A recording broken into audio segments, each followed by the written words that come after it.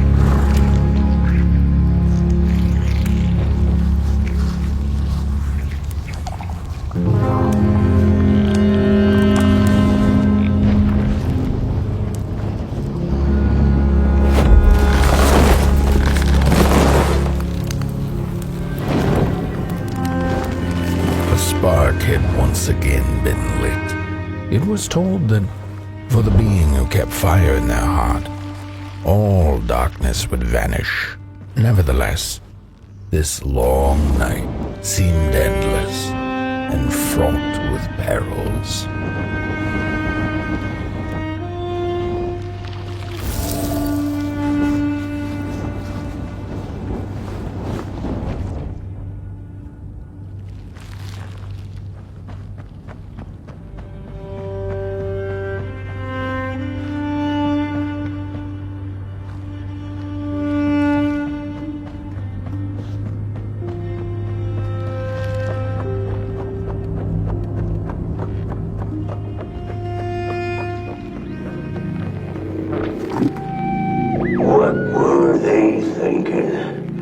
That thing was meant to remain dead. I'm never gonna come out again, no sir. In here it's just me. Some ragdoll with his mask. Alone and at peace. They burned it all away, and for what? Shine a little light on things. I can see just fine in the dark. In the dark, I can see everything clear as day. What were they thinking?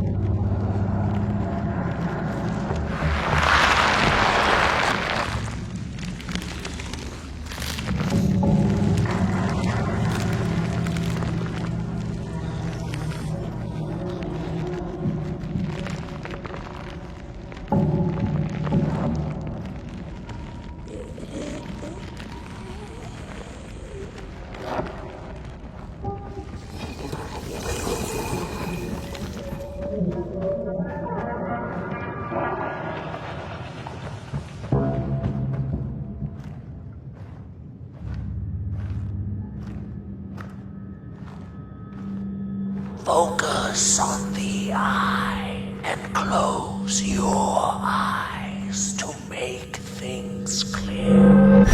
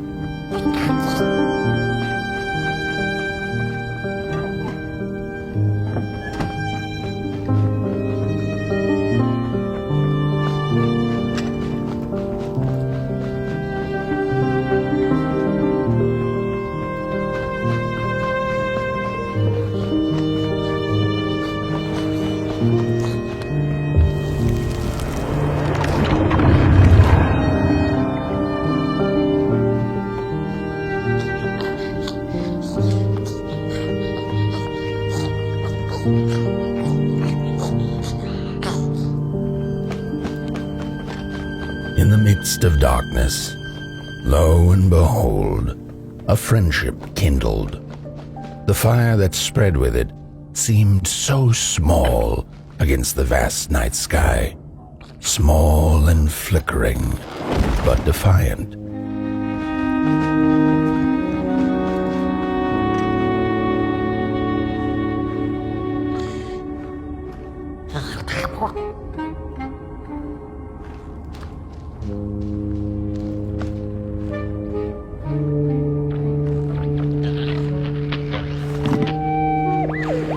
With wire, clay, and fire, the craftsmen built the foundations, followed by the trees and the rocks. And after them came little houses for us tiny ones to cower in, for existence was so big, so vast, that without a roof above one's head, one could have fallen straight into the skies.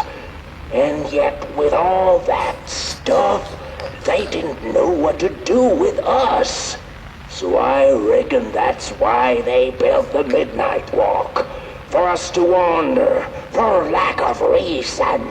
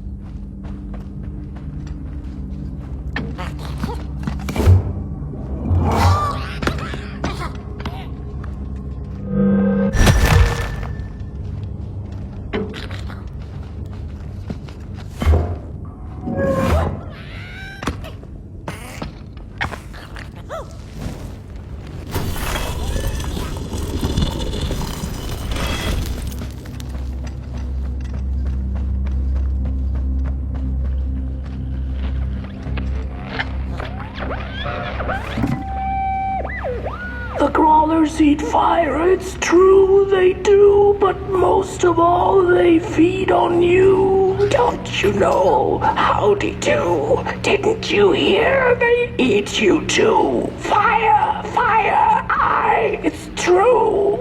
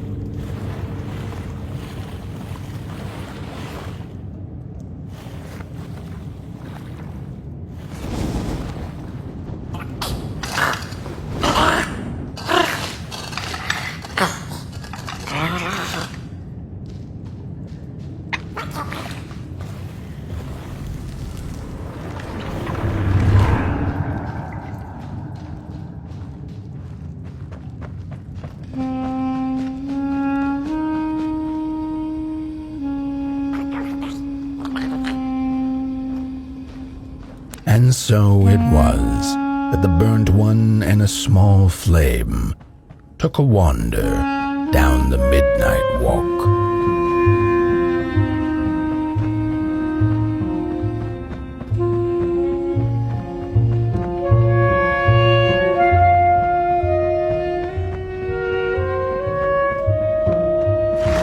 In the closing nights of this era, a wandering flame. How rare. A little pot boy. This is already the end. Your pot boy, the last ember of the work table that was. You are destined to carry this torch to Moon Mountain. It is inevitable. We must all partake. Your purpose burnt into clay. Your pot boy must spread his fire.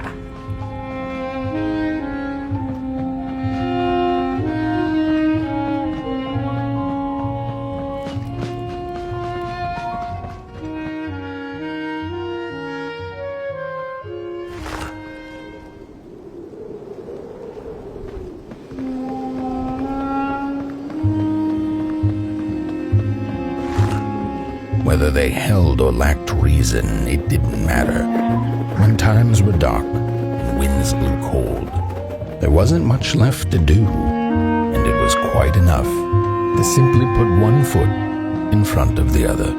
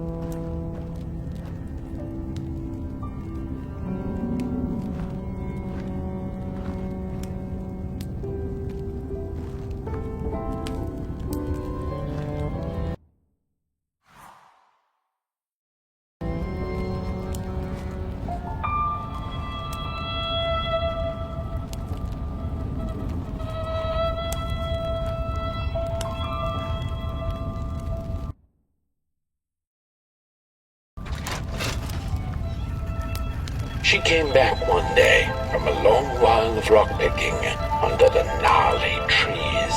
Usually the Merkel had been fond of fall and the refreshing cool of winter, but this time it had been much too long for her taste. Even the sun seemed tired, and she had all the rocks she needed, so she decided to treat herself to a long nap.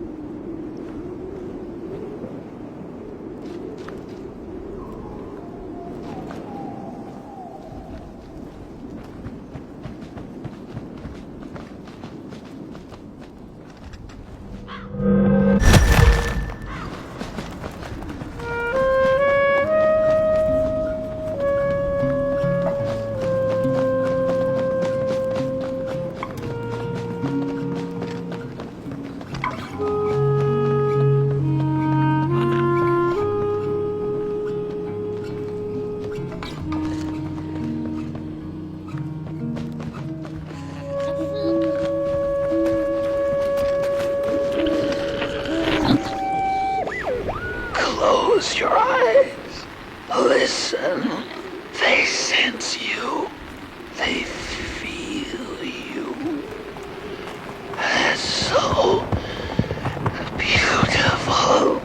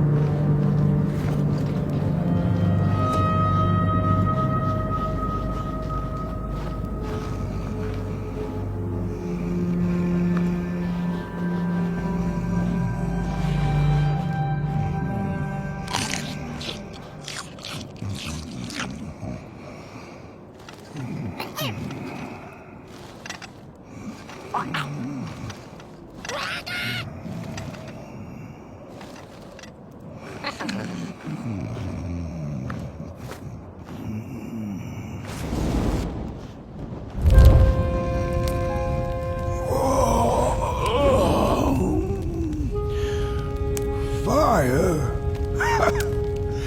Hey, I'd almost forgotten how it felt. And salutations, burnt one. Fancy meeting one of your kind here. You're the caretaker of this little firecracker? I reckon you must be headed for Moon Mountain. Am I right? Well then, on one hand, it's just a matter of walking down the road. But then, on the other, the Midnight Walk has a mind of its own, and a mind to teach its rider a thing or two to boot. So if you are intending to walk the walk, you better... How's he? Didn't see you there. So glad to see you back on the move. And as I told you, it ran away from its owners.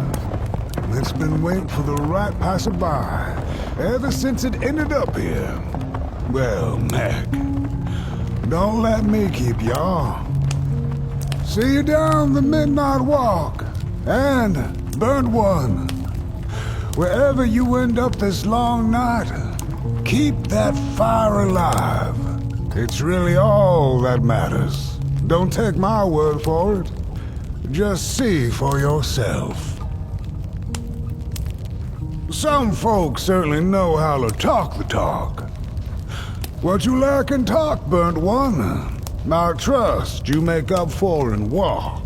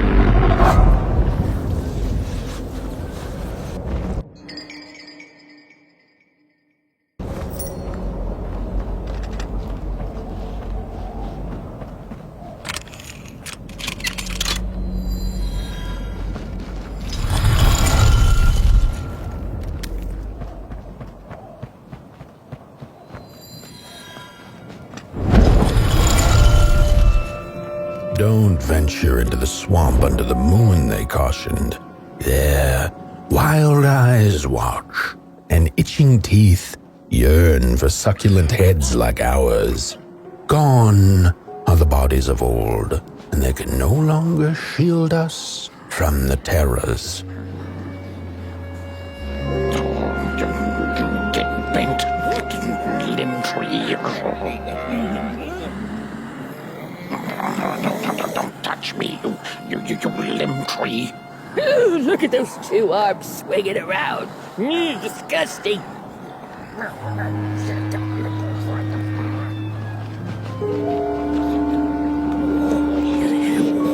You get out of here. No.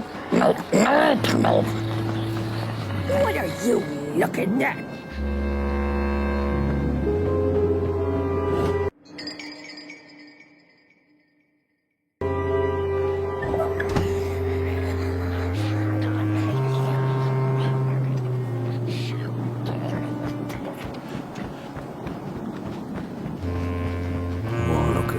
Fancy stick.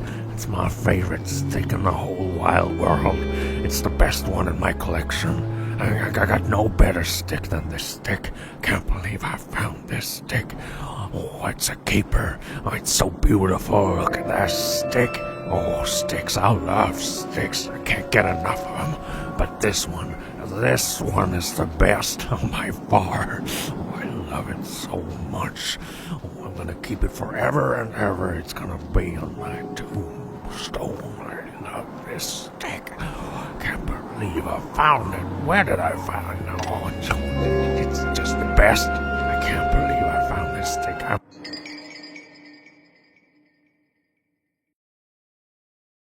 No, my stick!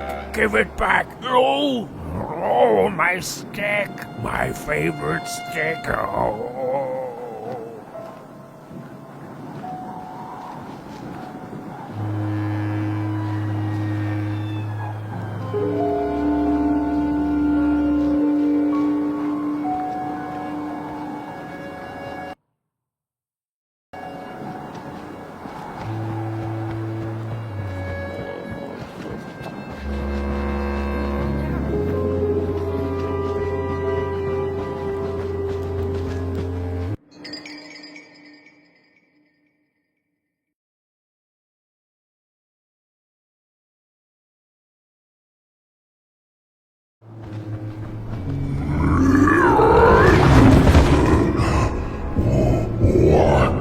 What is this?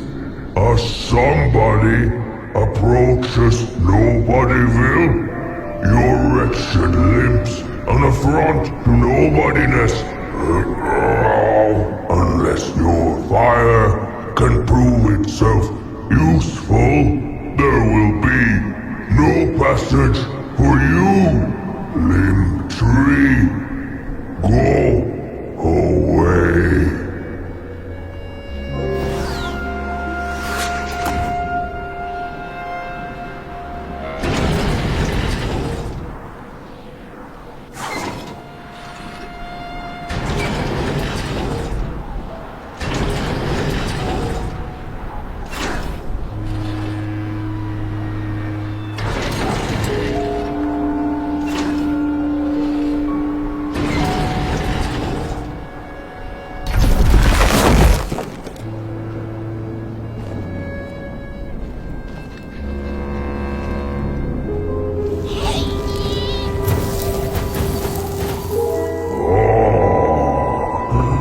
Candles have not been lit since before the great beheading.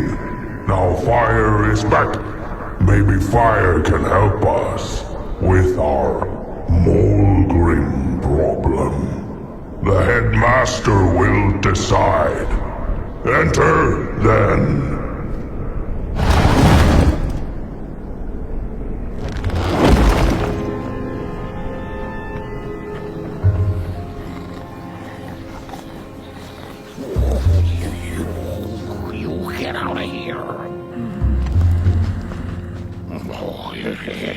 It was foretold. The return of the bodies.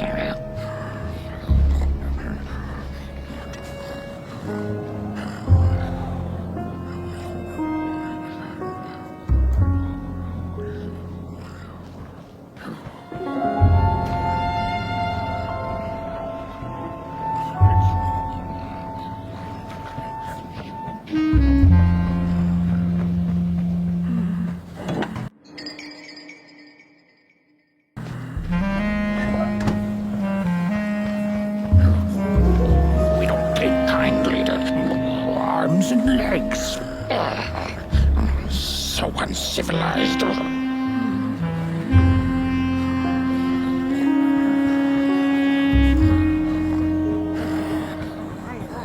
look at those two arms swinging around.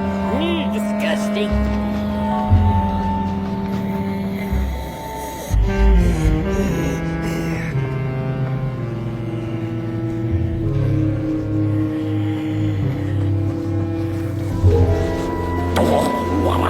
What do you think you're doing here? You can't be here. You shouldn't be. Why are you here? Here to set us on fire? Well, you can't. We are too many. You can't burn all of us. We would defeat you. Defeat you easily. What are you doing? Stop doing whatever it is you're trying to do. You pick up your little fire devil and go away. This is Nobodyville. Not Somebodyville. Does this look like a place for bodies to you? No, you get out of here and run fast. This is very upsetting. So upsetting. Guards, make this one disappear and make it all go away. This is too much. Simply unheard of. Who are you to enter our sanctuary? You're nobody.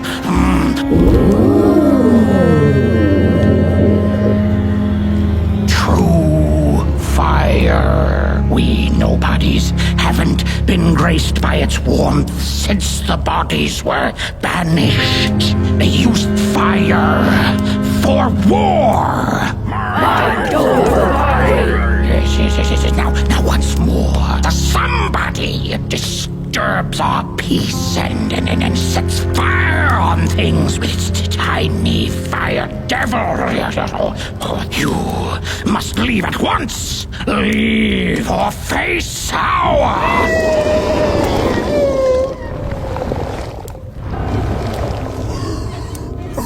It's the mold! Grab it!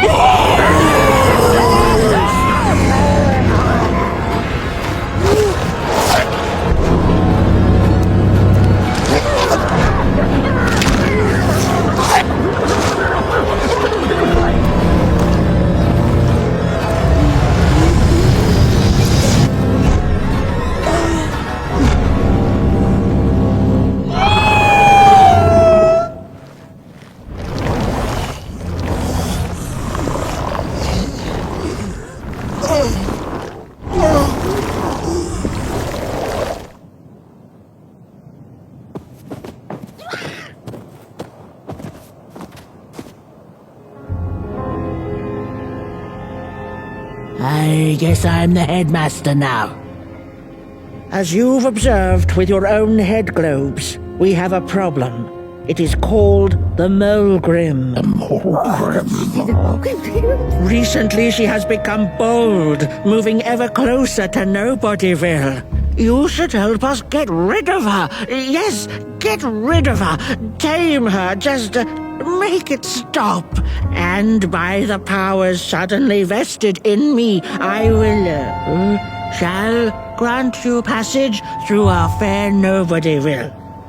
Here, take this. Now, go do the quest.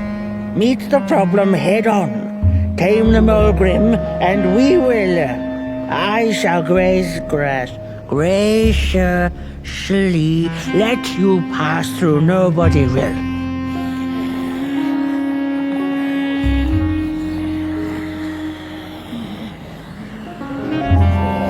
Bodies are scary. I know the bodies. No offense, the bodies made us do bad things.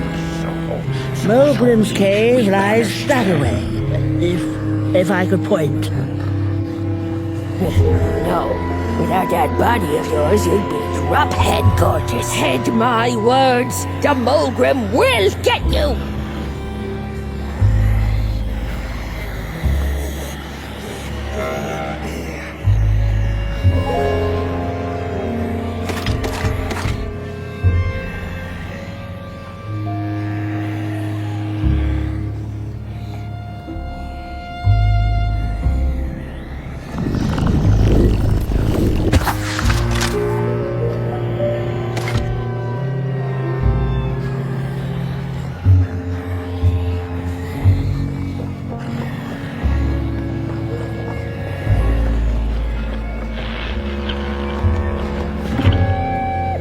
Mind over body! Mind over body! Mind over body! Mind over body! Mind over body! Mind over body!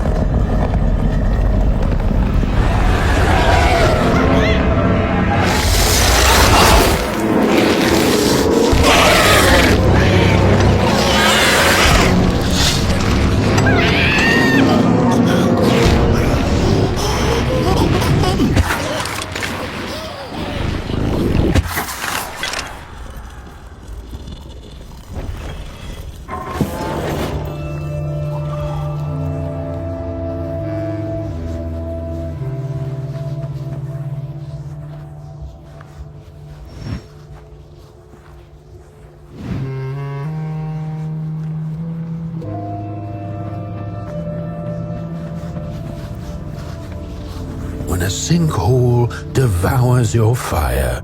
Give it up or dive in after it. An old swamp saying.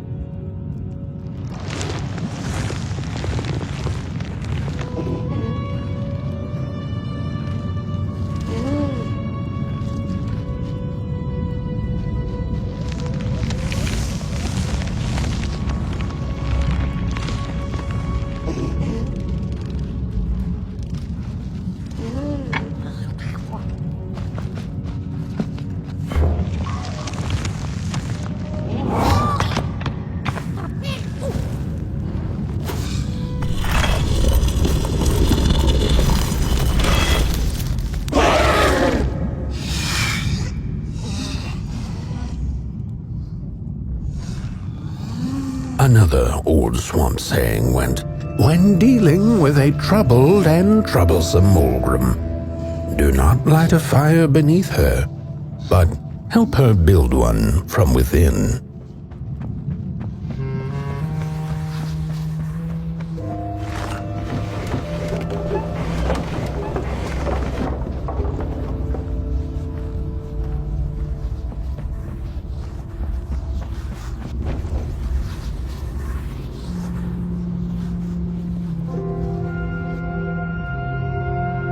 Oh, my neck hearkens the anguished howls of the Mulgrim, and the bitter patter of feet. A somebody and its flame, albeit a small one. 'Tis enough, perhaps. For Mulgrim's precious shards, they must be returned to her lair, to her cauldron. Only then may the cleansing fire burn.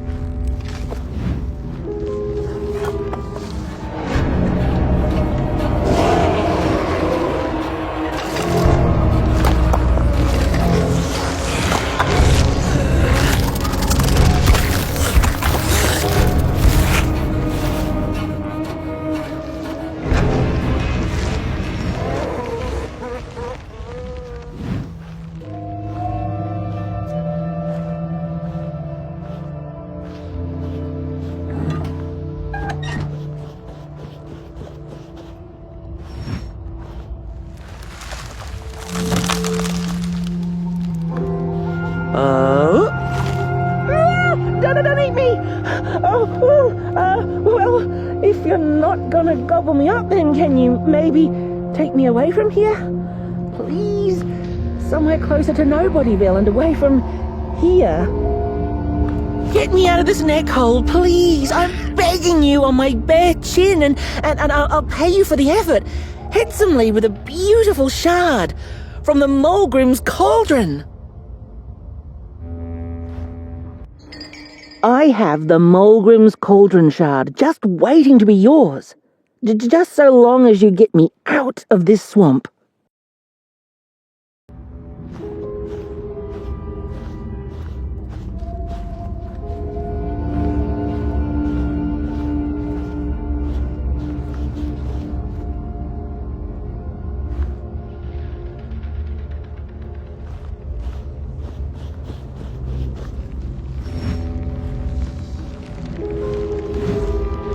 Watch out!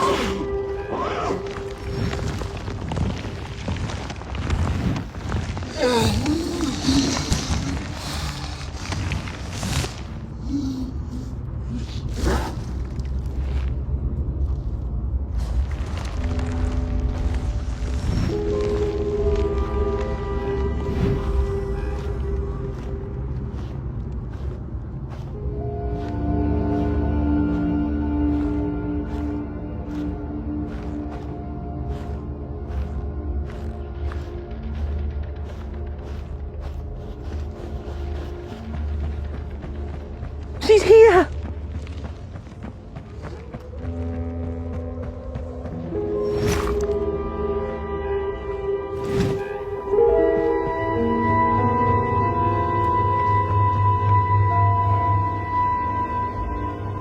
Phew, thanks for saving my neck. And I think I have a reward for you. A real treasure. Blech.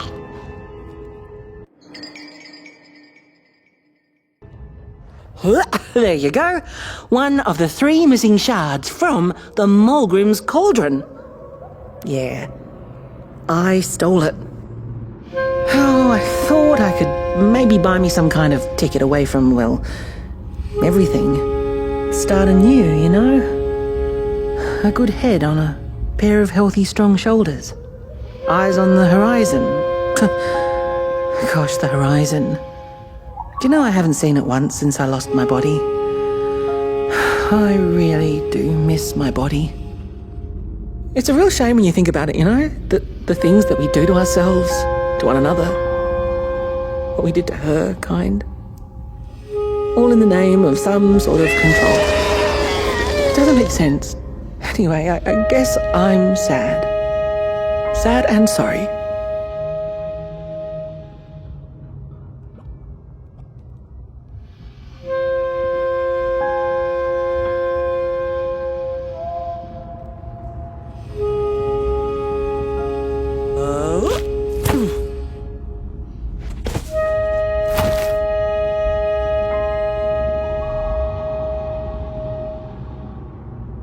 Hey, thanks. You're a great listener. You know that? Just take care of that shard now and maybe put it back where it belongs and... yeah. Goodbye. The ragdoll's whisper of one shard kept by the dark itself. Another was stolen by the greedy moonbird up in the hilltops. The last one, perhaps the cowardly Ed knows.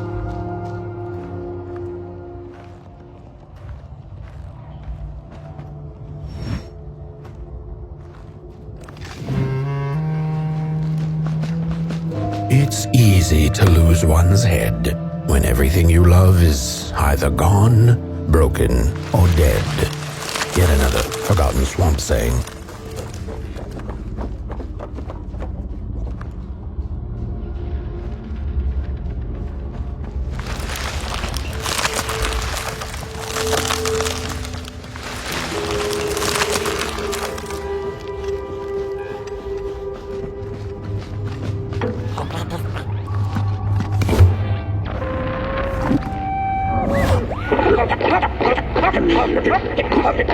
Hands up!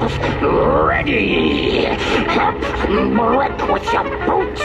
Take with your hand this room full of fire. The fire is ours. Take the charge. Take the fire.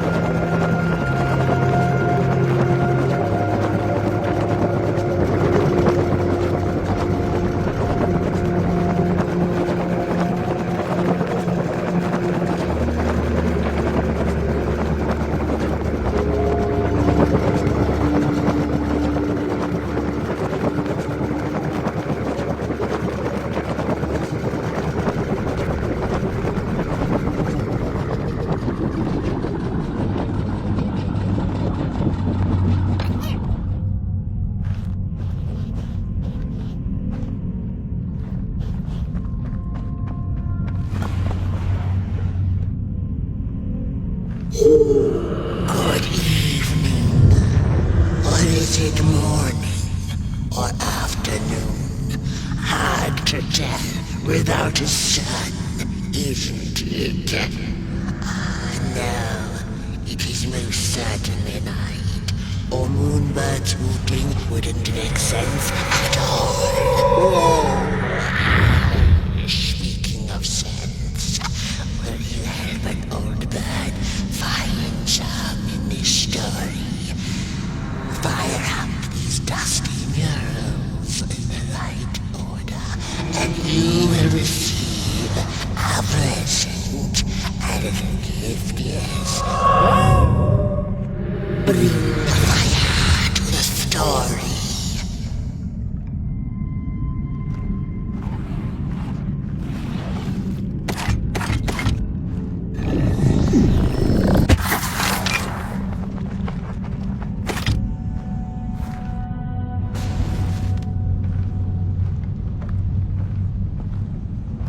Once upon a time, the Mogrims lived in peace.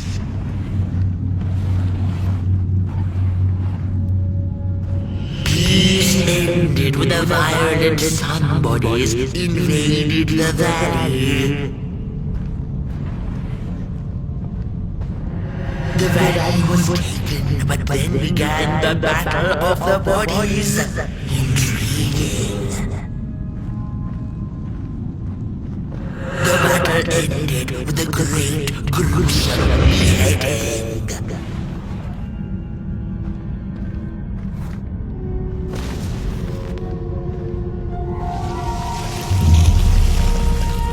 For time immemorial, the Mogrims had lived in the valley in peace, sharing good eatings and howlings around their fire, which they had inherited from the skies.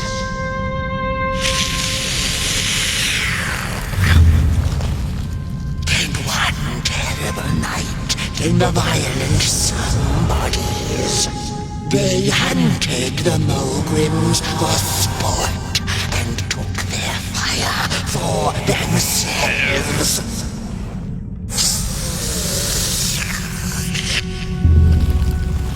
But the somebodies knew not what they were dealing with, for as soon as they held the fire in their grubby hands, they began to fight one another with it.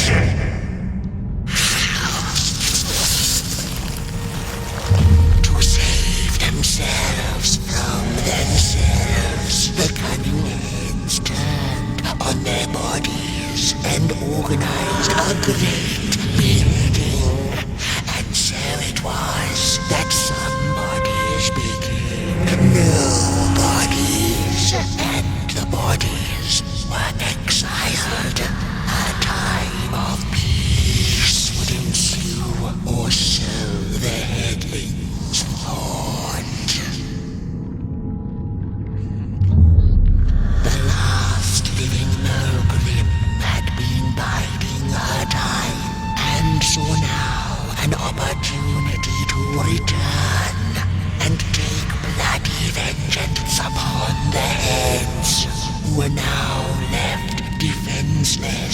without their bodies.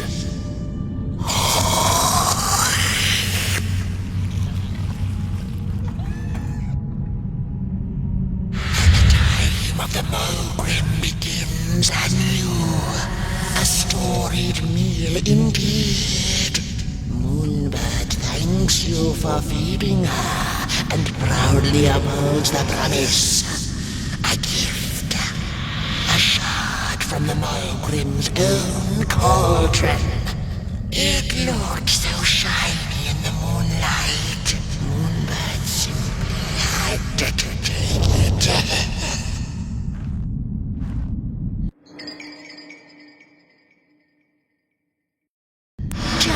For now, she'll see you in the light.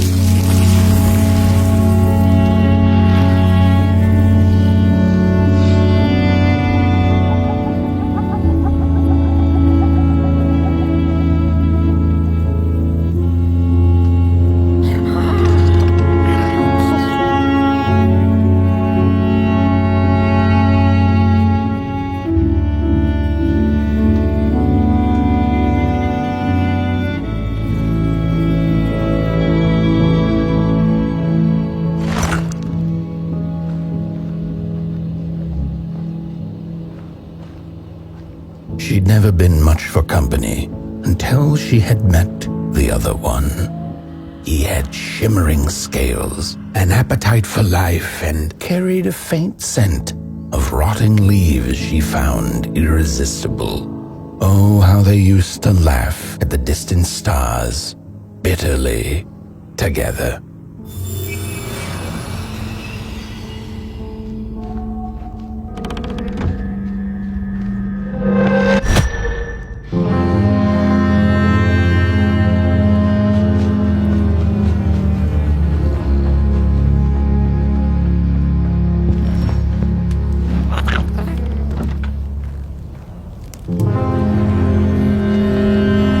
The howls of the the Mulgrim have gone with the wind, and our headaches settled into gentle throbbing. Thank you, somebody, for you have not only graciously saved our necks, but also demonstrated the value of brain mass and heart blob working together. Would it be time for the bodies to return? We must convene on this matter, and you and your wandering flame must now leave through our gates and keep on walking the midnight walk to Moon Mountain. Moon Mountain!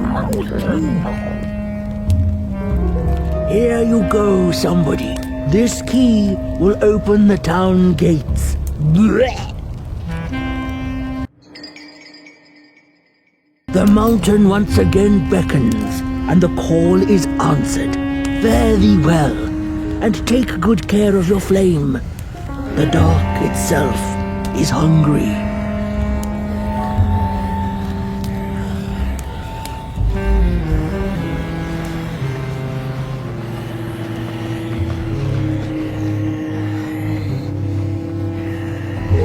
I think this body business will be good for us heads in the long run.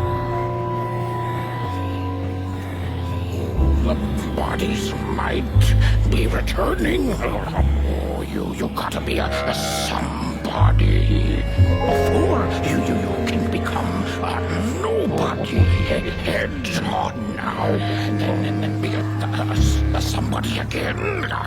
Oh, the bodies, they might be returning.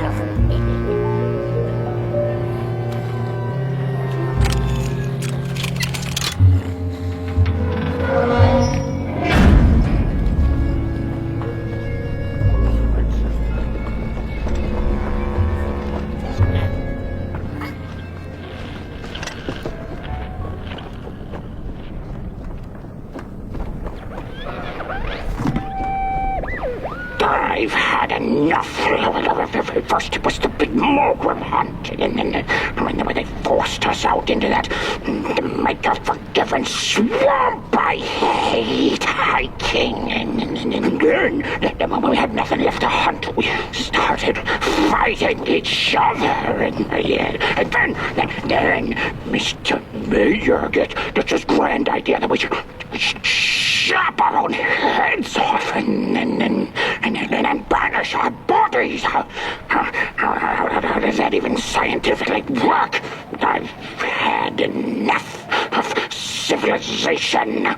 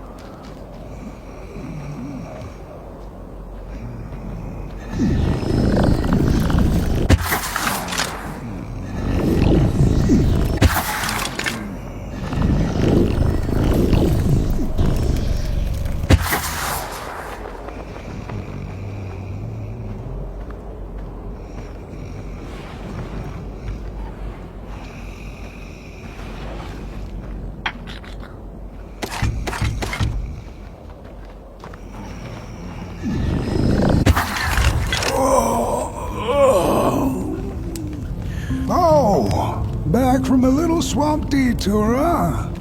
Hope the heads didn't give you too much trouble. At least your head looks attached to its shoulders and your friend's is, well, burning. So do not despair. Should you once again lose your way along the midnight walk, you're probably meant to.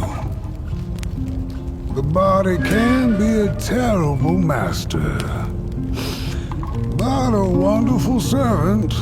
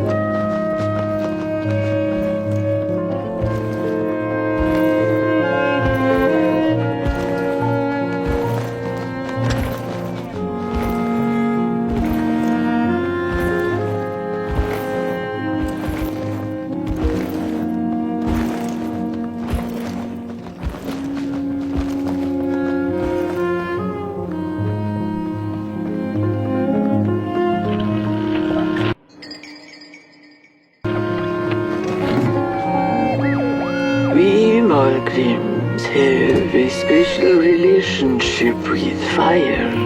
We do not cook over it. We do not shed tales around it. We care not for its warmth. Ours is a different connection entirely. Fire is our window to truth and into the world beyond clay, to which we must return. We are noble beings, bringers of bugs, slime, and mushrooms to help decompose the old and to bring about the new. We are the caretakers of this world, and woe be to those who seek to end us, for they seek to end themselves.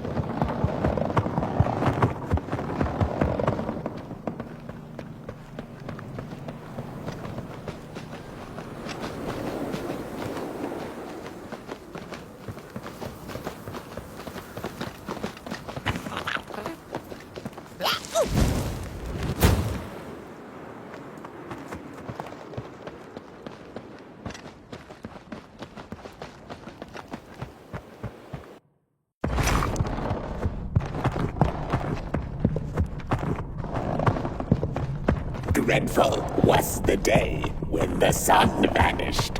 The waters dried up, birds went quiet, and the dark itself seeped unchecked into the work table as the cold, chewed paper moon rose over the mountain. The night that followed would be long as the midnight walk.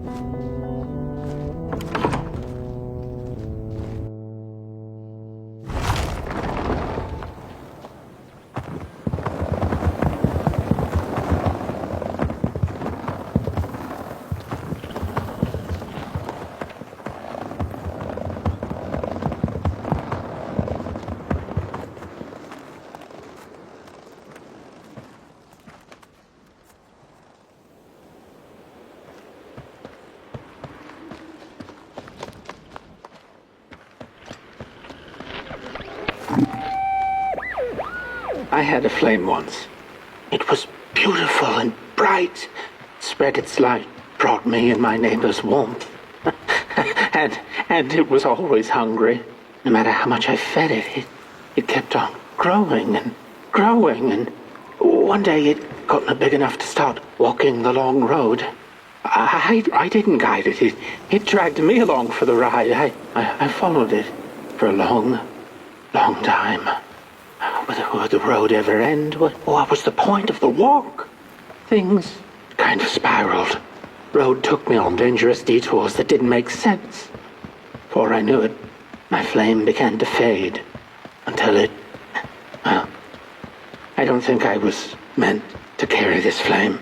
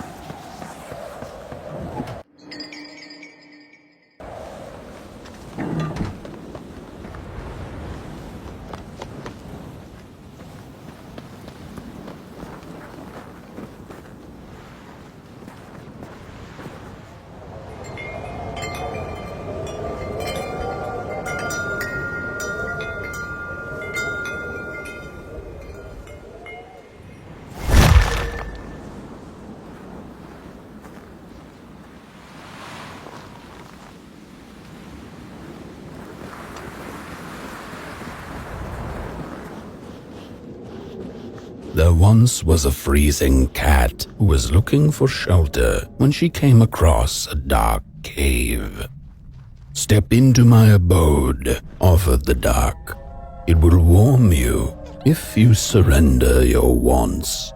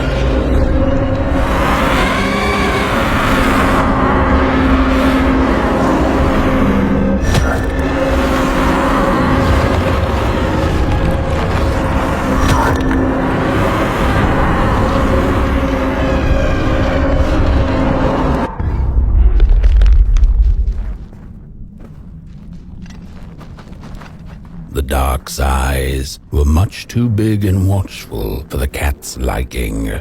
She went on to find warmth somewhere else.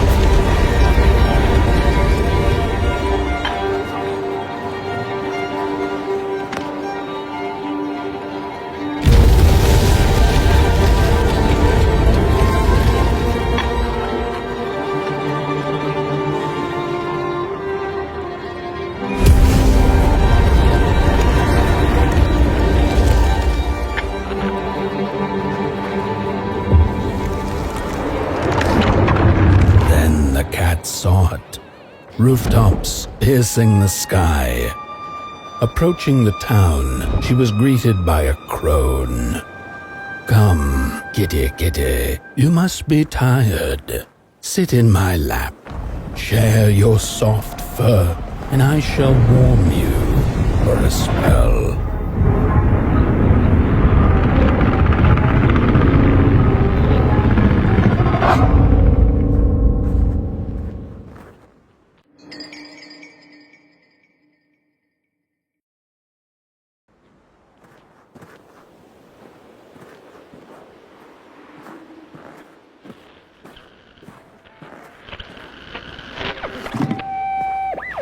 Hello, Mother.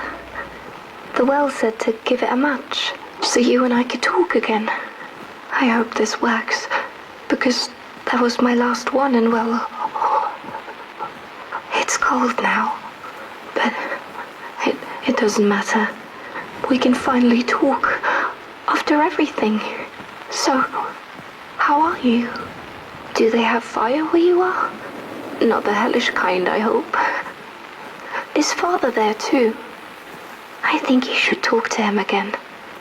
I know it doesn't seem like it, but I know he loves you still. I love you. Still. I can't feel my hands. I can't feel anything.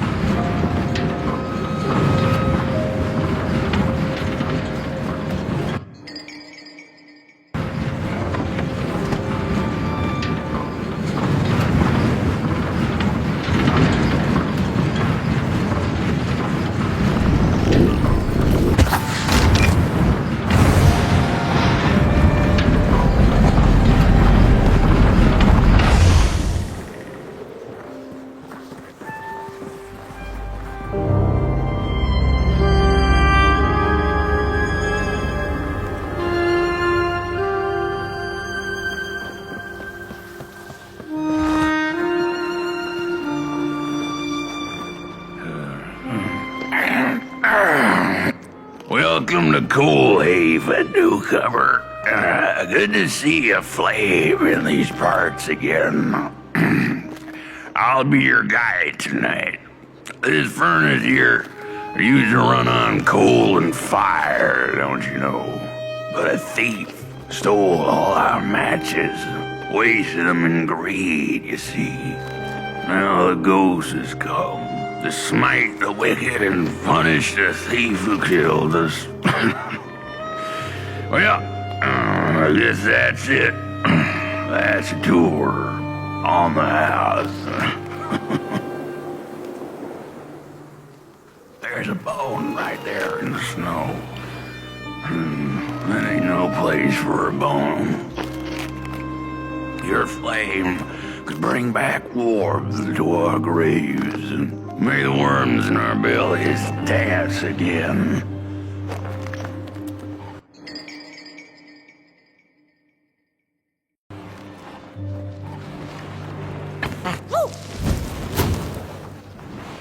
There's a bone right there in the snow.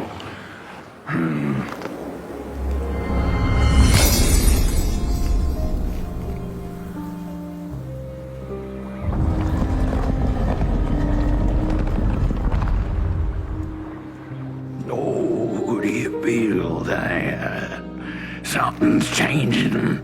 That furnace was the soul of the city. We used to worship it, us coal miners did. Fed it trees and fire like it was a hungry, angry god. This broken body's going nowhere, but yours is. Walk the streets, listen, just don't believe everything the half did say. There are many bones out there, you know. Little keys.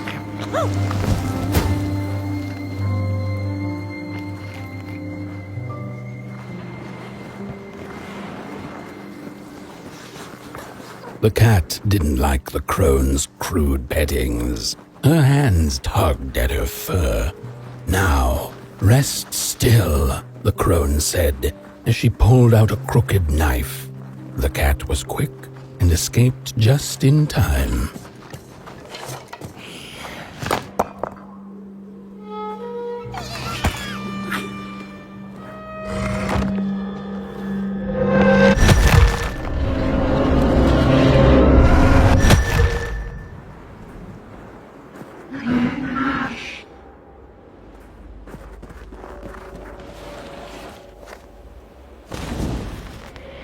Listen for the bone.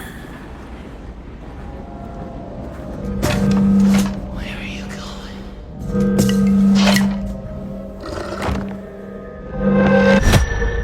Listen.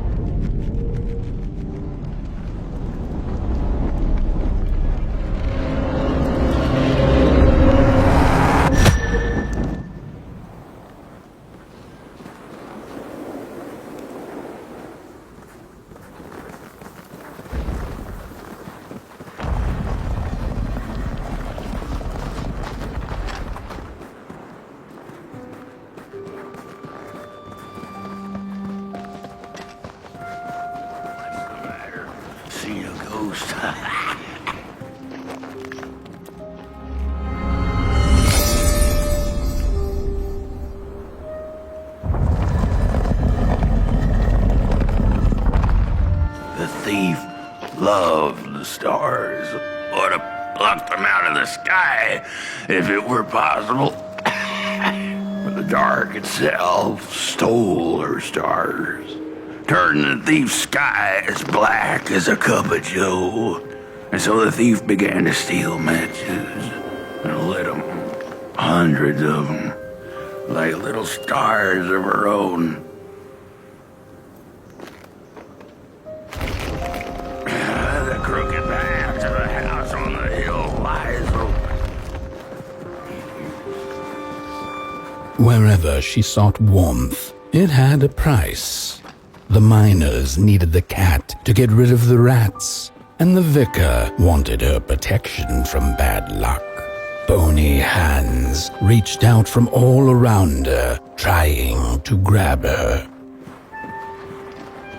The matches lead to the house. Brothers and sisters, hunt down the thief. The matches. Follow the burnt matches. For what they did. The trail of burnt matches. It leads to the house on the hill. It's them. Burn them. Like they burnt our home. We're running out of matches. You've met your match thief. You'll burn for what you did.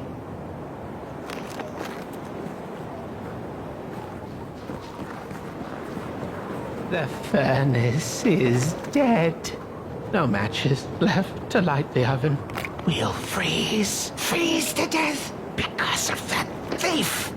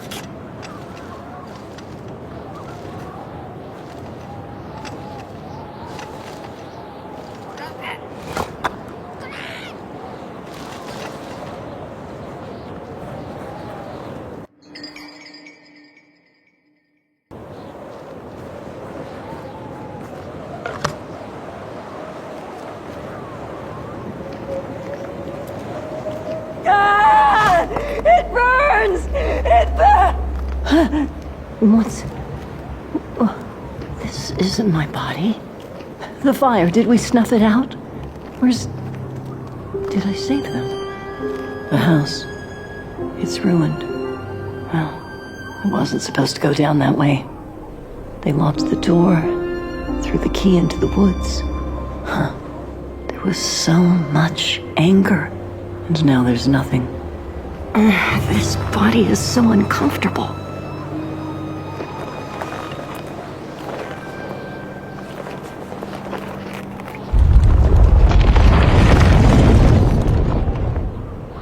While I was in the black, I had a dream. There was a monster in the woods, with our door key dangling from its tail. I ran, tried to chase it, grab the key, and when I did, the creature turned around, and its face, it was the face of this whole town. The key. I have to find the key. In the woods, where the wild things rest.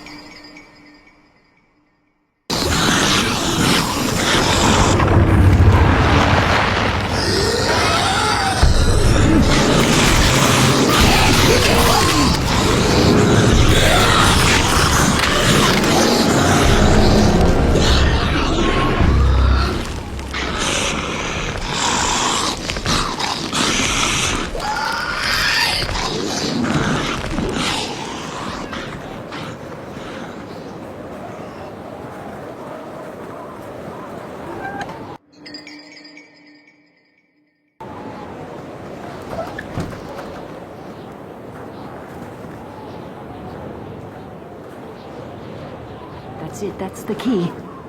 Unlock the door. Please. I want to see my home again.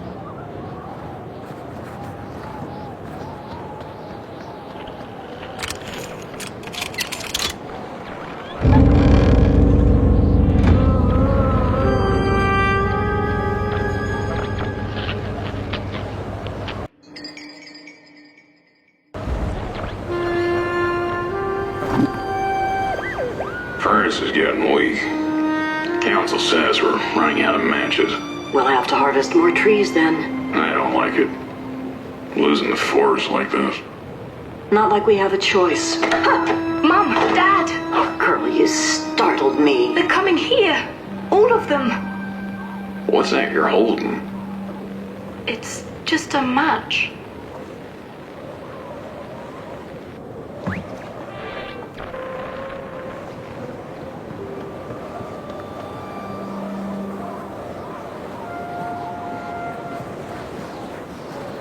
The cat felt as if the walls around her were growing taller, the alleyways narrowing. Turning a corner, she bumped into a girl sitting in the snow. In her bony little hands, a lit match. "What do you think of my star?" the girl asked. "Isn't it pretty?"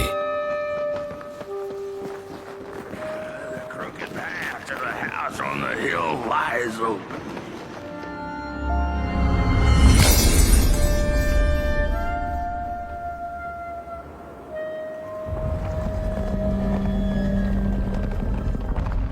With no matches left, we couldn't light the furnace. And the thief paid a terrible price for her burning greed. As the furnace died, one by one, so did we. But before we perished, the dark itself moved into our hollow husk. heartless, cold, and wicked. If I had a heart, I'd feel great shame for what we did. I'd feel great shame for what we did. The old man feels it too. Should have been long dead with the rest. He just wasn't ready to go. Well, at least he has a reason for sticking around.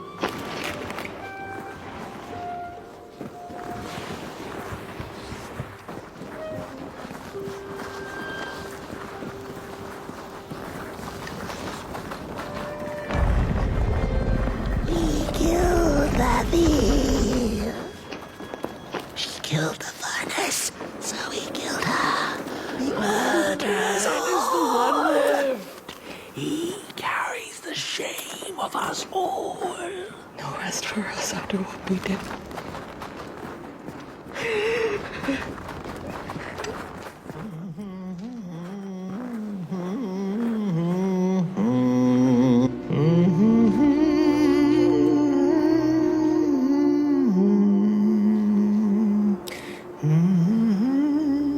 Oh, that voice.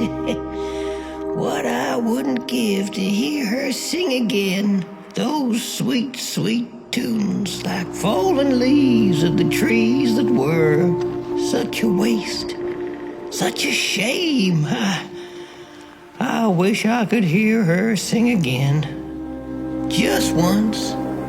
Just once. Oh, I know she stole from us. I know what she did to our town. But she could sing. This town's not much without fire, no. But it's even less without song.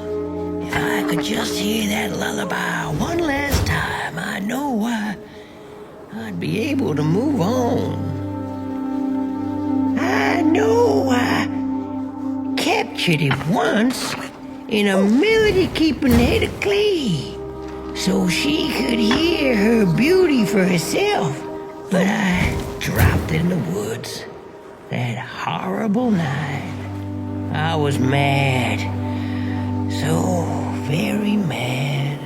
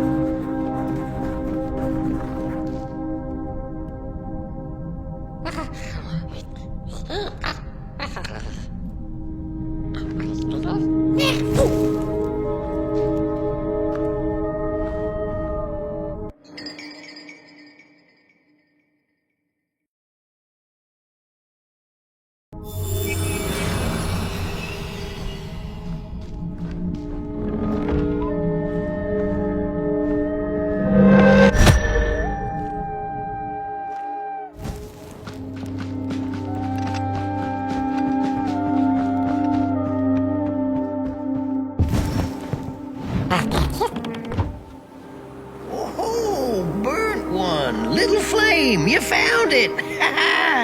Does it still keep our song? Fire will tell.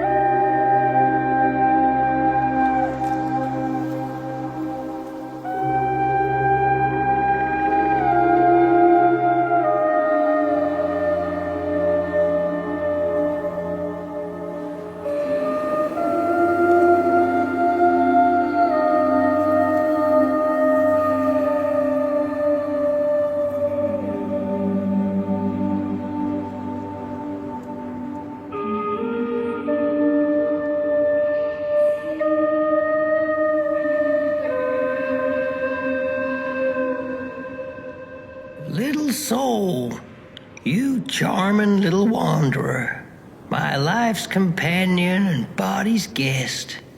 Where are you off to now? I don't know what I thought would happen. I feel a strange warmth, but just as coal runs deep in the earth, so is the shame a part of me, mine alone to bear.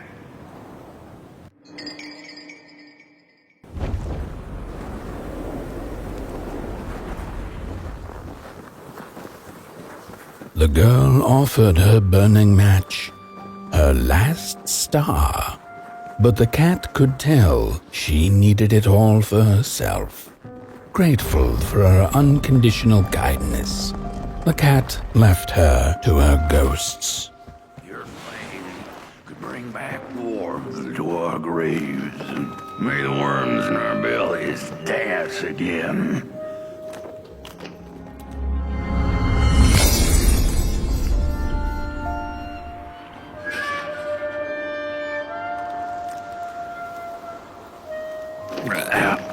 The door to the flame is open. It's already there. You just haven't lit it yet. Now, if you don't mind, a little spark. And just maybe we'll be able to die for real this time.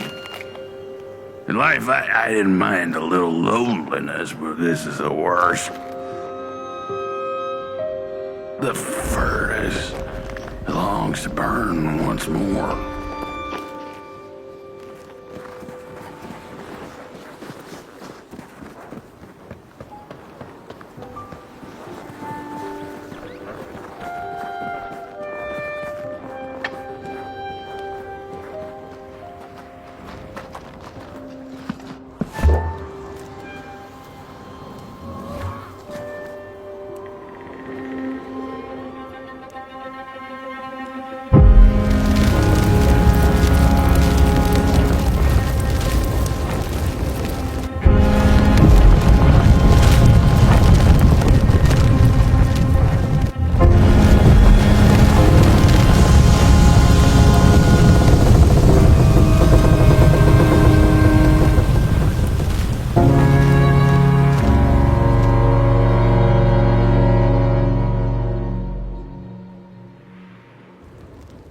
Blanket. Take it. It's so heavy.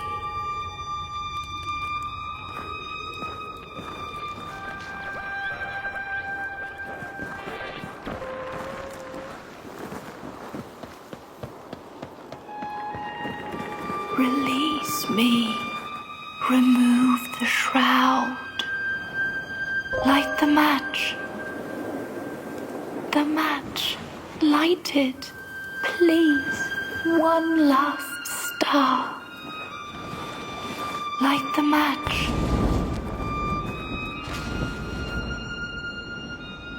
Thank you.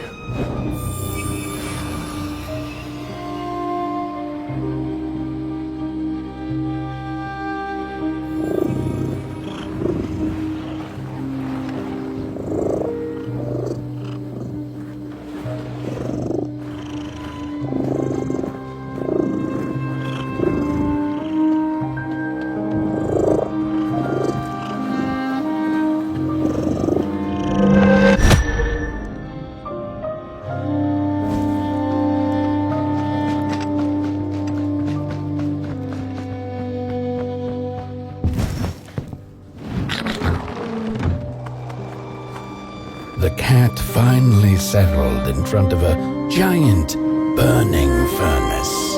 In its bright flames, she could glimpse a dark future. This did not matter to her, for now she was eternally warm and at peace.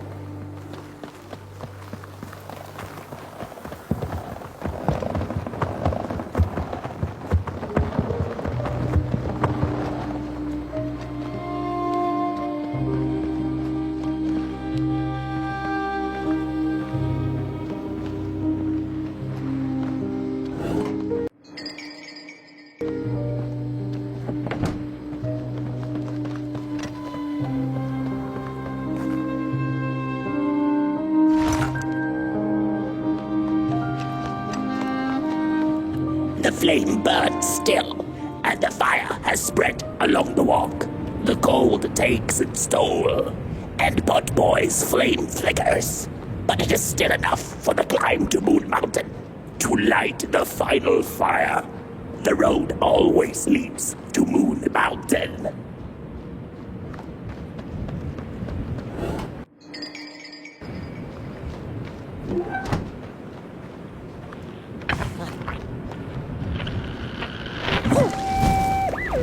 There's a fella who watches over the midnight walk, pointy hat and hollow gaze. He's been around longer than you or I. Some say he was one of the first sculptures to have breath. Some say he's not from around here, but from another maker's work table entirely. Some say he's seen what lies beyond Moon Mountain. But I just think he's lost like the rest of us, and he's waiting for the right one to come along. Waiting for something that'll give him that eureka for his song. He keeps his banjo by his side, but he never plays it. Strange, but he's in no hurry. He's got all the time in the world.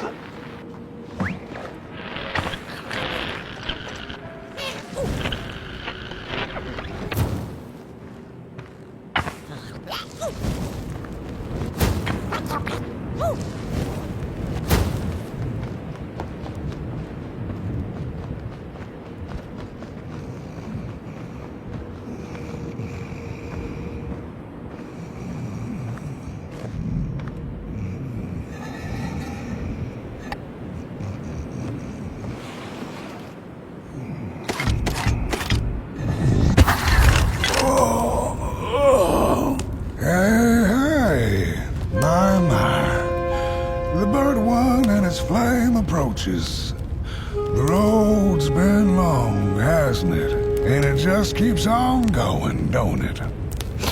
Why don't you rest here for a spell? Change is in the air. Warm winds coming in from Coldhaven. I trust you're not pushing that little flame of yours too hard. He is mighty, no question about it. But between you and me, he still has a ways to go until Moon Mountain.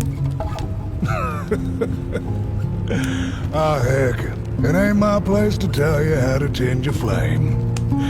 I'm sure you'll be fine. You'll be just fine.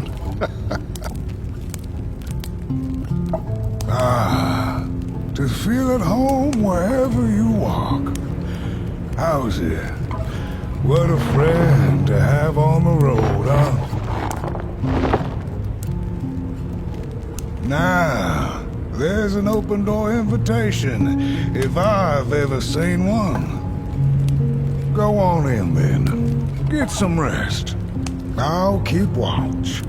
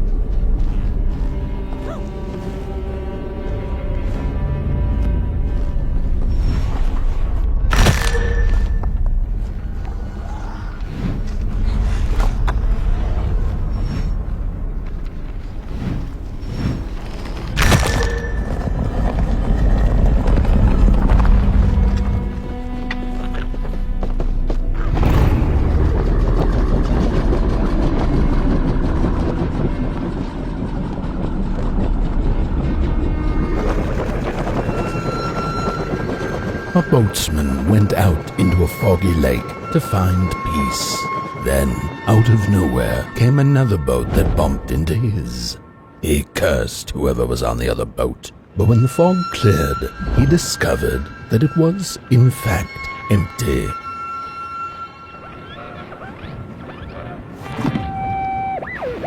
These sarcophagi are molds, rebirthing the bodies of the burnt one. Failure after failure, they keep coming back. They lie dormant, and then they awake at an appropriate time, during times of dark, to perform a task. The taskmaster unknown, doom spelled on the flip side of a coin. Little dolls in a dollhouse made of matches.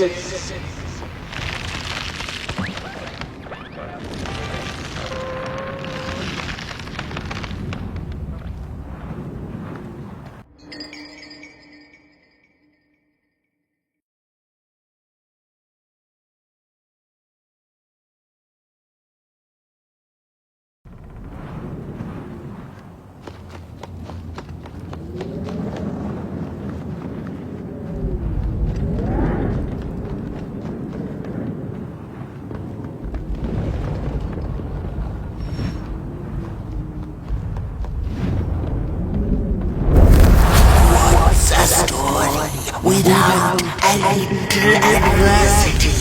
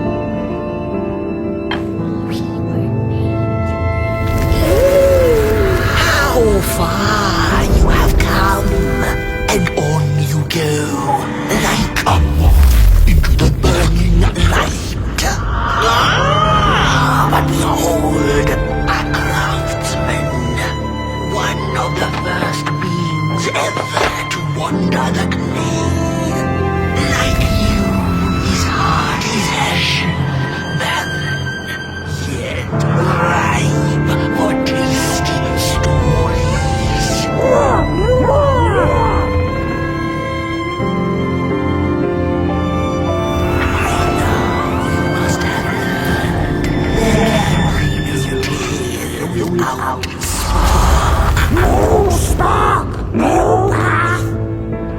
Light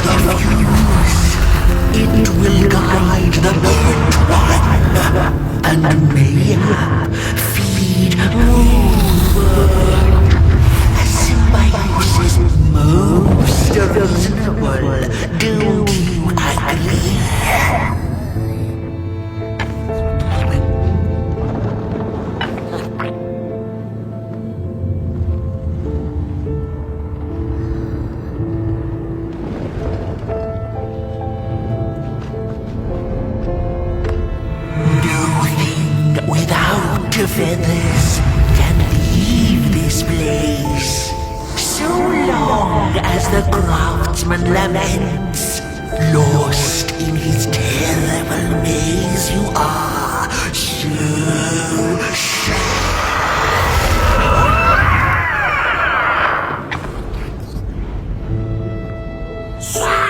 Sad!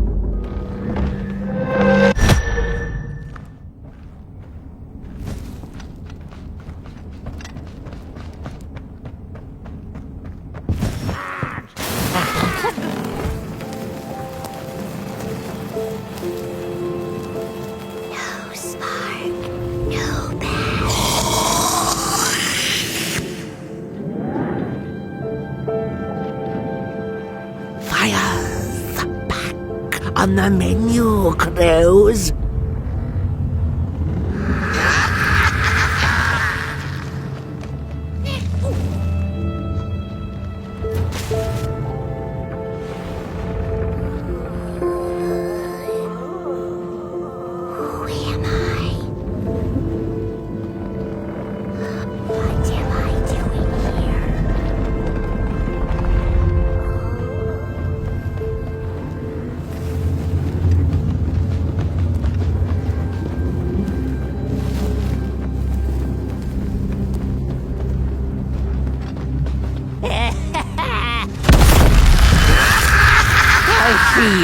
Not to crawl closer, Moonbird.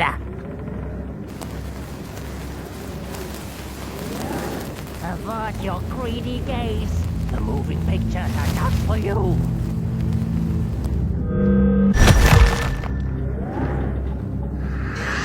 I will rain fire upon your greedy shadow. I hear you whistling around.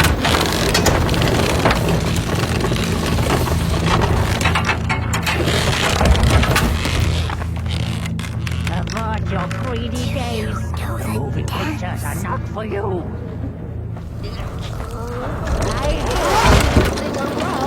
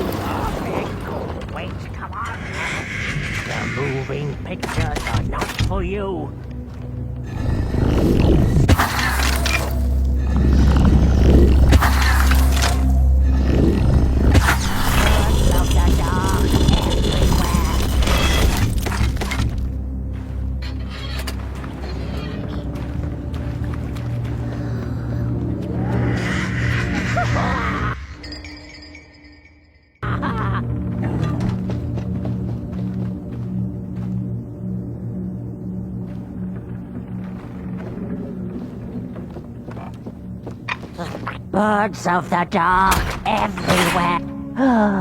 The pictures. They are moving again. Forbidden. It is forbidden. It is forbidden. Hush, no talking in the theater, fools.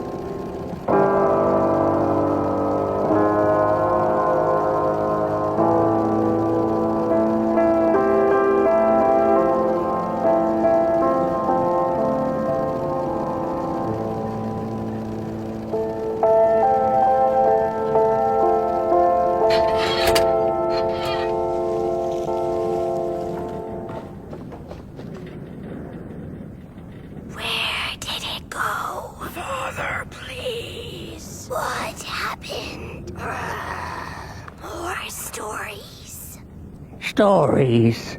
How I cherish them. Real as clay, as palpable as the midnight air. They're all we have left once the dark has taken the last campfire from us. The projectors tell a story of failure. The craftsman projects it onto his creations. He keeps building without love for his craft. He needs to see it.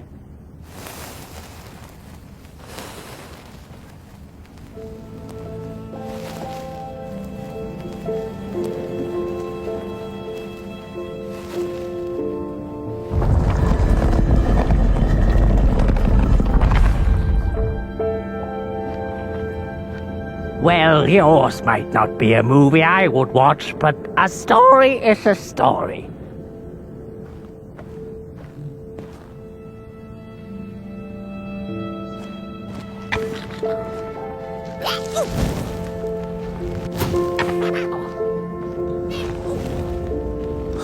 Darkness vanishes.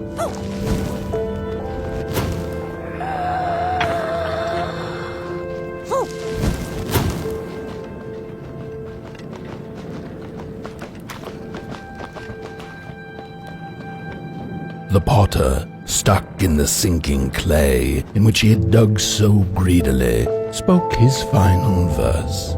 Here was I born, and here I lived. My refuge was the clay, and now the clay has played me false in a most grievous way.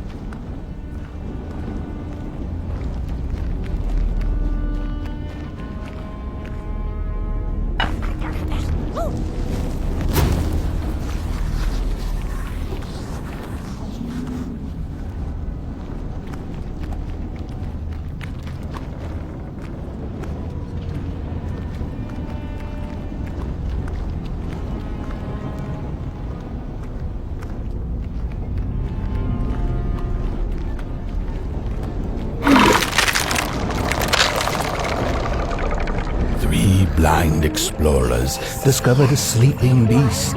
Each of them touched it and described it to one another. "Its skin is coarse," said one. "No, its ears are big," exclaimed another. "The teeth are its most prominent feature," declared the third. Who was right or wrong mattered little, as the beast awoke and ate them all.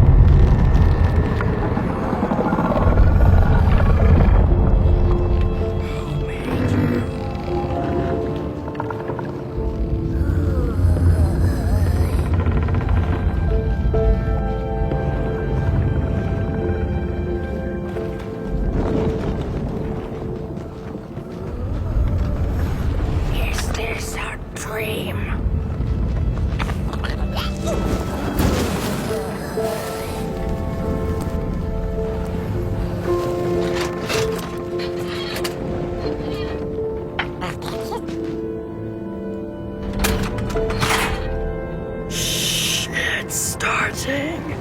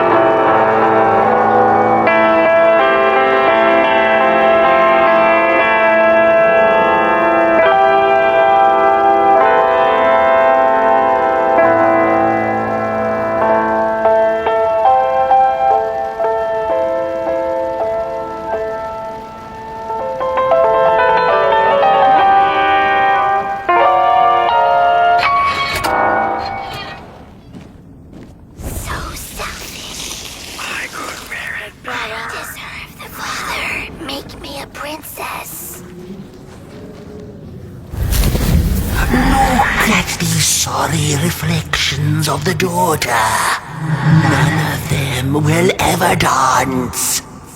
Ever feel the warmth of their maker's heart. They can never be enough.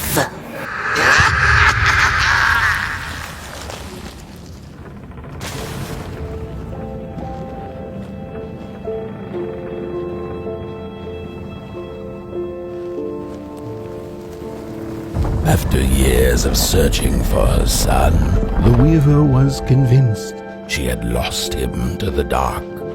One night, there came a knock upon the door. "It's your son," said a voice. "Please let me in." Thinking this was some cruel spirit come to mock her grief, she remained silent until her son gave up and left, never to return again.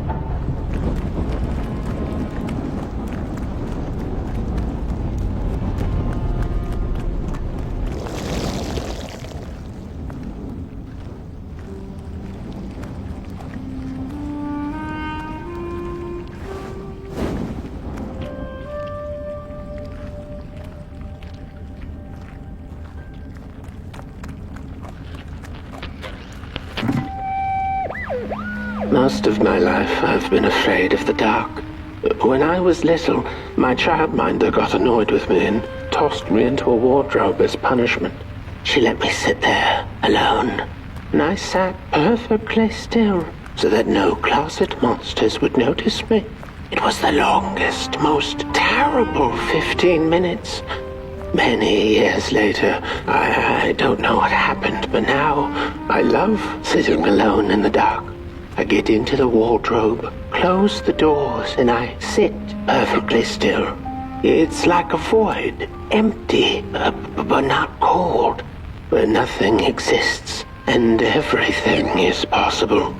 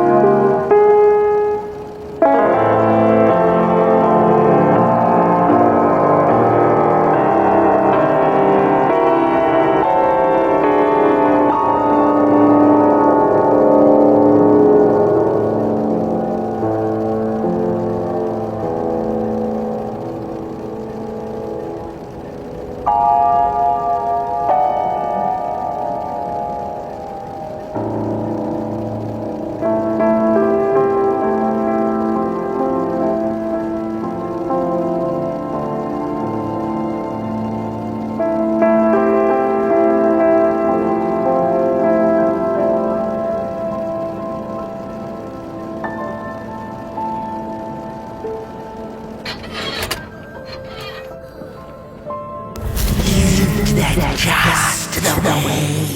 The father to the daughter would fill his heart with fire, failing to see that he needed a fire of her own.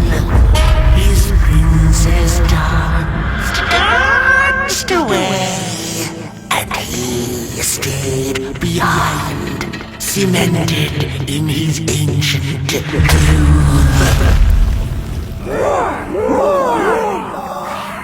But what was a pit? Never sated, always craving for more.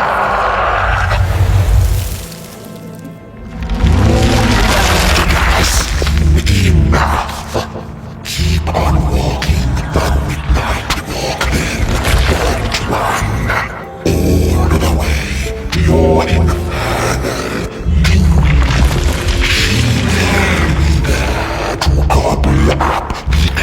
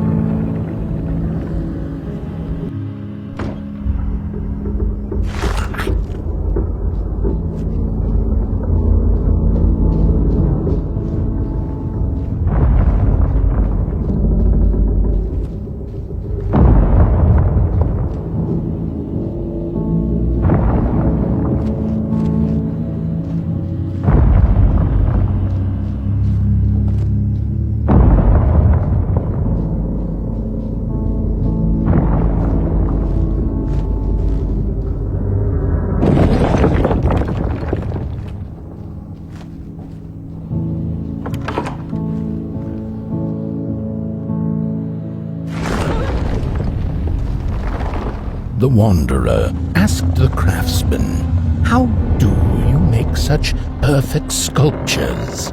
To which he replied, "Oh, there's nothing to it really. I go into the dark woods. I find the sculpture already waiting inside a tree. And then it's just a matter of carving it out."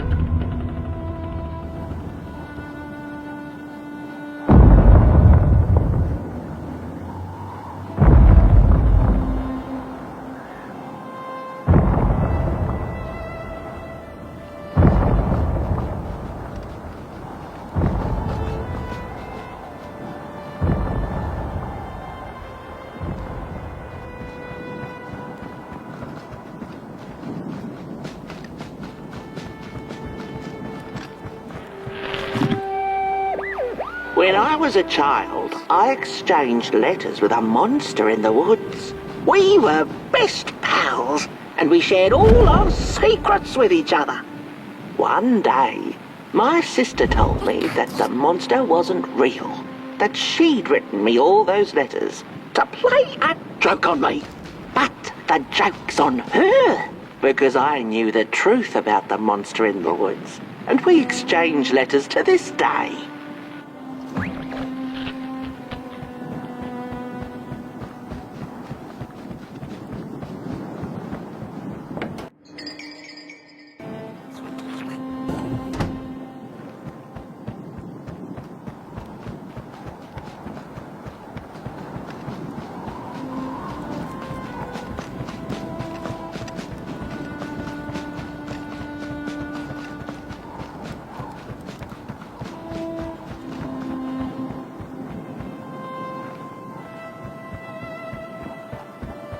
Hark!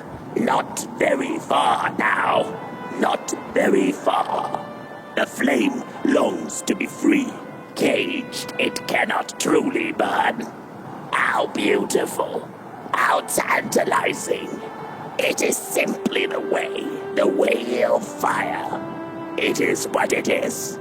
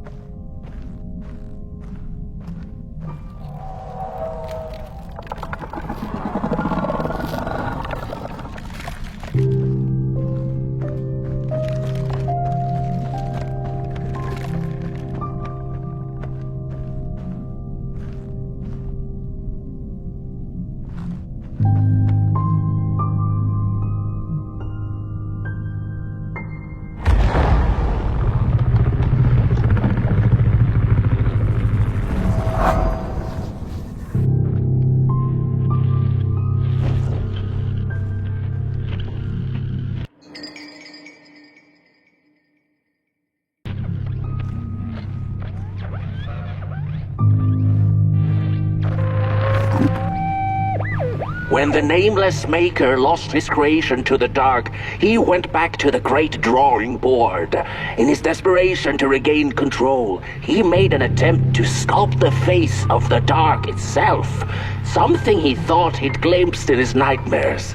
But the face wormed itself out of his mind's eye, and instead his twisted sculptures came alive, grinning and many-legged.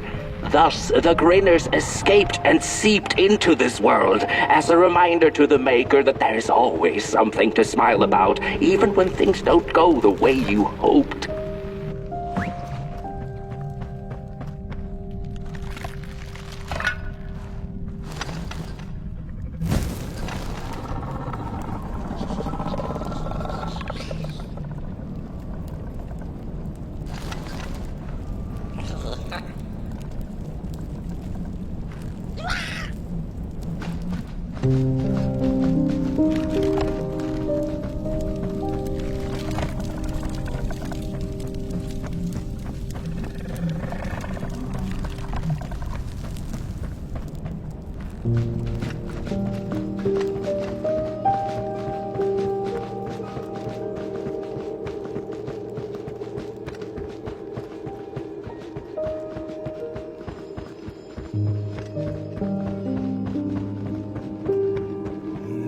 Whoa there! You look like you're about to move a mountain. That's what I get for trying to get in the way of a flame and its destination. Let him walk his walk. Ain't nothing gonna stop him now, looks like. Fare thee well now, burnt one. You're going to Moon Mountain, and that walk is for you alone. You have a tough decision ahead of you to make, just like the ones who came before. But they're all long gone. In the end, all there's left to follow is your own heart.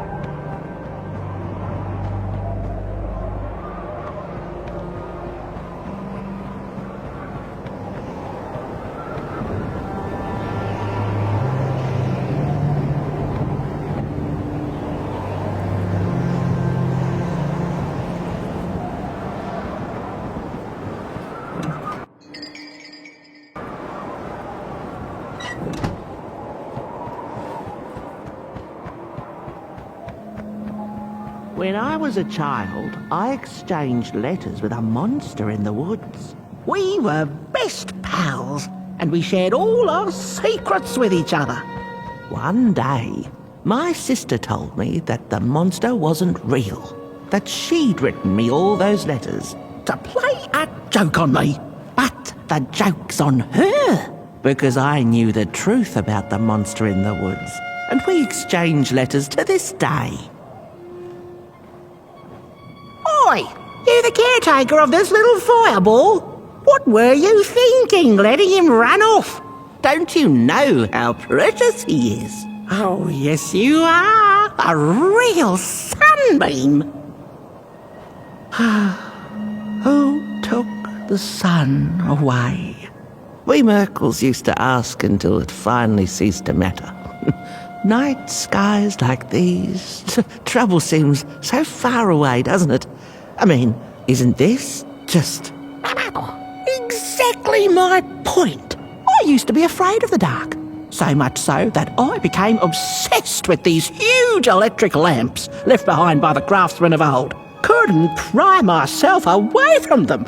I'd sleep outdoors and under their blinding radiance. One day I woke up to the noise of quivering planks and nails. And would you believe it was my own house leaving me? It had gotten so restless it grew a pair of legs, took a name and went on a hike. Housey was its name, bless its soul. Houses have no imagination. But I bet it had a grander adventure than I could ever imagine.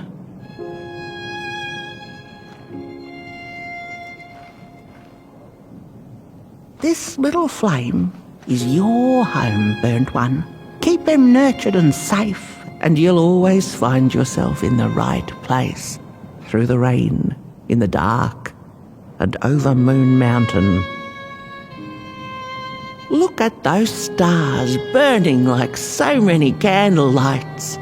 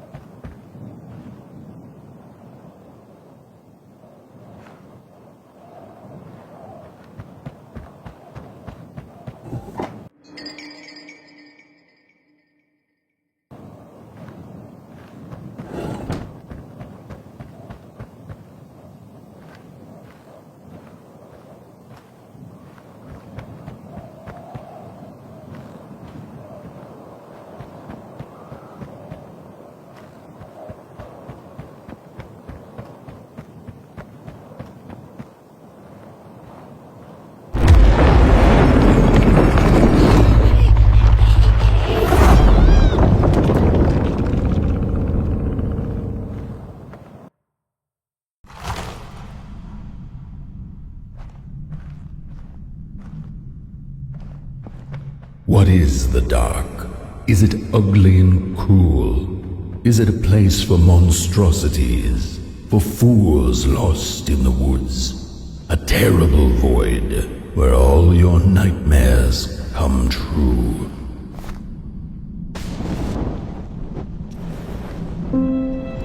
The dark could be a friend, perhaps a space where we might find each other, all of us equal under its cloak.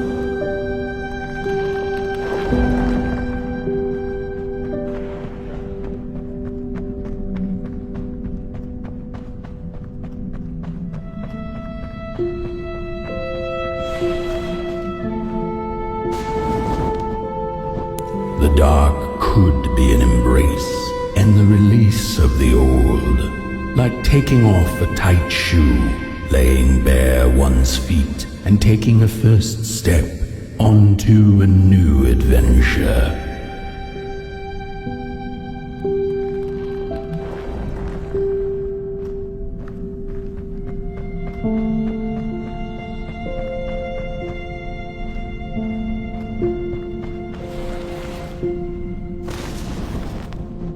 The dark could be a moment of clarity and calm, a break through icy clouds and the shameful stories we tell ourselves that fetter us to the clay and mud.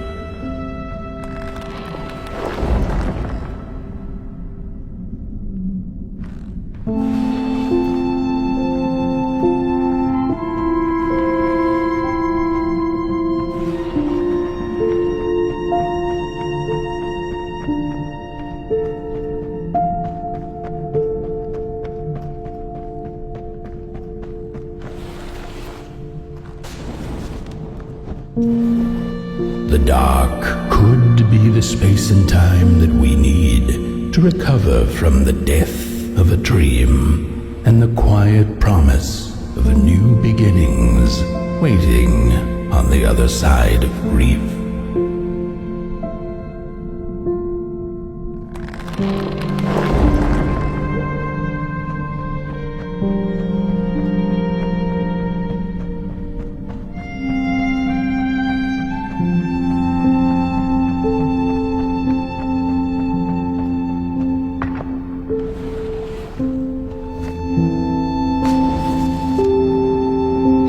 In the end, the dark remains a mystery, its secrets locked away behind the stars.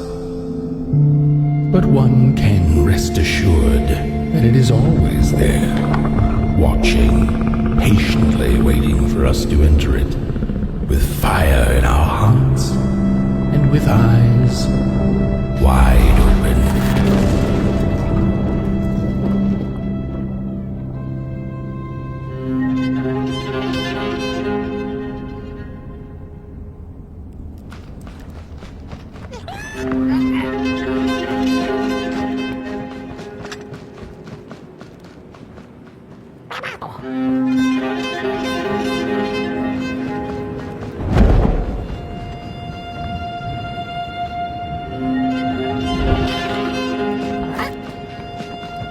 You've arrived.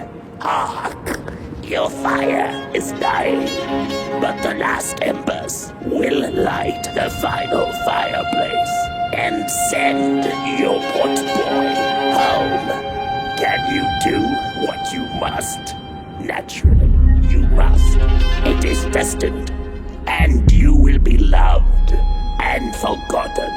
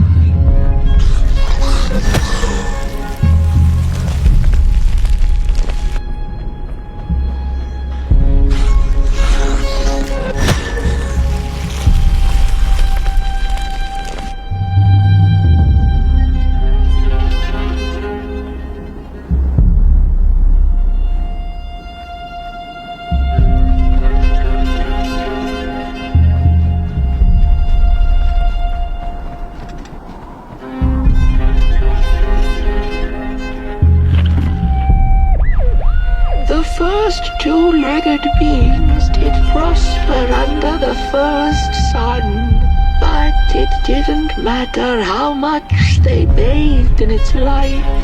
They craved more. They sought to cage the sun, harness its power, and make it theirs.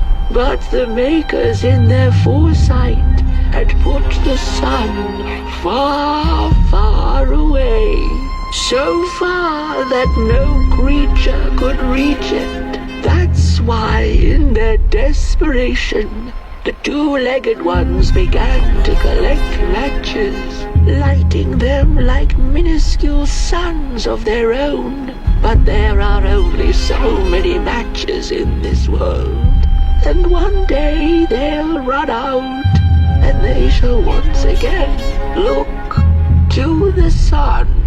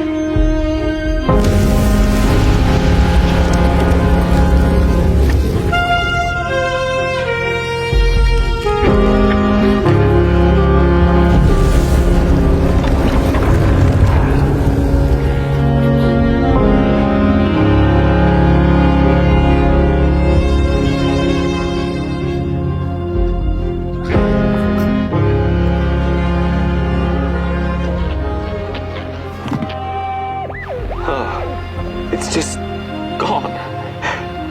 I had this wretched gut feeling like something was up, like something was on the way, a danger I never could have guessed. I figured that's just how I always feel, and my worries seldom come true.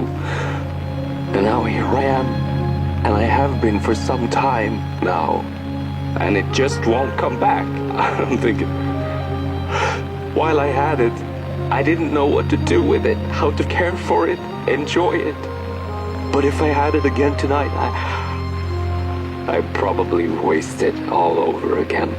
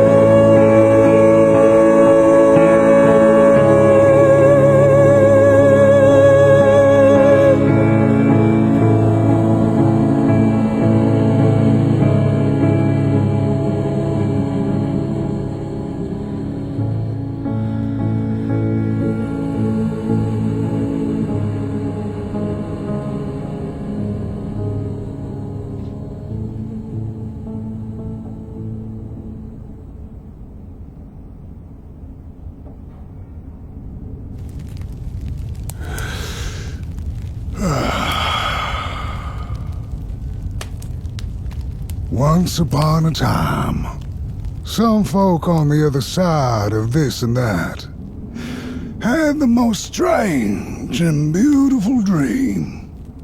I hope that tonight you caught a glimpse of it, and I wish you the levity and grace to smile in the darkest of times and on the way down your midnight walk.